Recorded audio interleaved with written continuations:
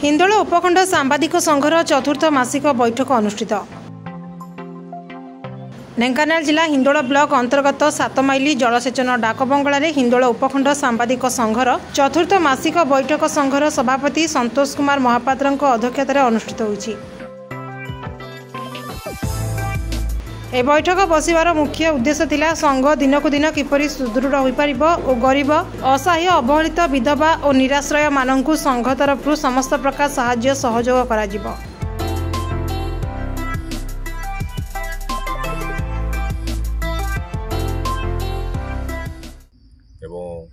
आम हिंदोलर उपखंड जो आम नूतन सांबादिक संघ गढ़ी उठी तार मो संपादक मो ना हूँ सुशांत कुमार माझी।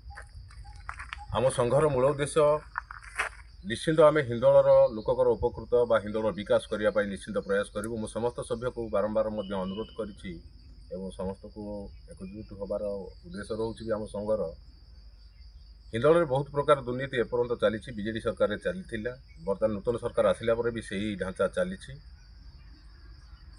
किसी भी हिंदोलवासी को मोर कहवा दरकार हिंदोल जनसाधारण सचेतन हवा दरकार कौटी दुर्नीति होची सी भी आम संघ को जनइले निश्चित रूपे आम साहाय्य करूँ। तेणुक सचेतन अभाव अच्छी हिंदोल से ही सकाशे जे कि आज अधिकारी हो कि नेता मंत्री जी भी हो जहाँ को आम किसी व्यक्तिगत कहीपर ना ये जो दुर्नीति होची दुर्नीतिर रुकिया सचेतन हवा दरकार।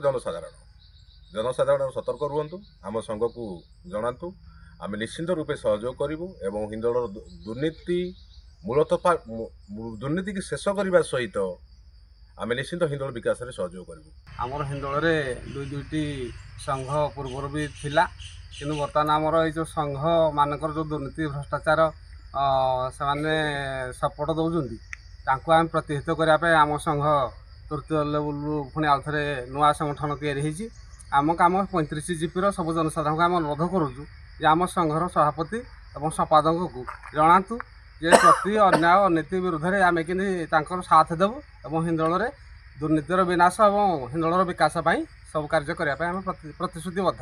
आज आमर हिंदोल 7 माइल जो जलसेचन डाकबंगला अच्छी से आमर चतुर्थ मासिक बैठक अनुष्ठित हो जाइए। बैठक में आमर सभ्य माने उपस्थित रही आउ किसी सभ्य व्यक्तिगत स्वास्थ्य समस्या नहीं से अनुपस्थित रही तेणु आमर ये बैठकटी बर्तमान बसी बैठकर मुख्य उद्देश्य है संघर प्रति मासर जो बैठक तर्जमा करा जाउची बैठक आमरे बसवार हूँ समस्त सभ्य मानकर मतामत नि जाउची सभ्य मानकर व्यक्तिगत समस्या तो सामूहिक गाँ समस्या उपर आमर बेसी उपरे आलोचना चली जे आम केमी संघ द्वारा आम लोक मानकर काम किछि कर अधिकारी मानक उपरे चाप पकेबा। तेणु आमर संघर प्रथम मूल उद्देश्य होइछि जे दुर्नीति विरोध स्वर आउ अन्याय अनीति विरोध में आम संघ सब छिड़ा हम विरोध स्वर उत्तोलन कर अधिकारी चाप पकेब। तेणु आम चिंताधारा रखीचु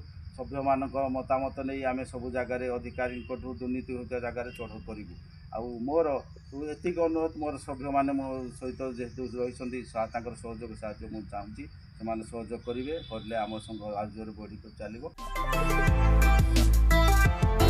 संघरे नूतन सभ्य भाव विजय कुमार बेहेरा संतोष कुमार दास प्रभास कुमार साहू और सुशील कुमार नाथ जोग देते एवं संघ तरफ से स्वागत करा जायतिला।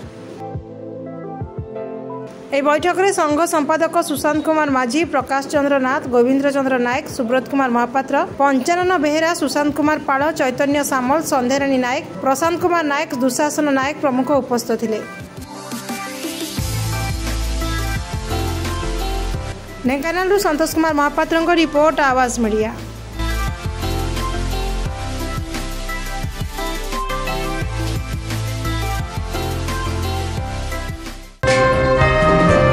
Please subscribe Awaaz Media on YouTube and press the bell icon.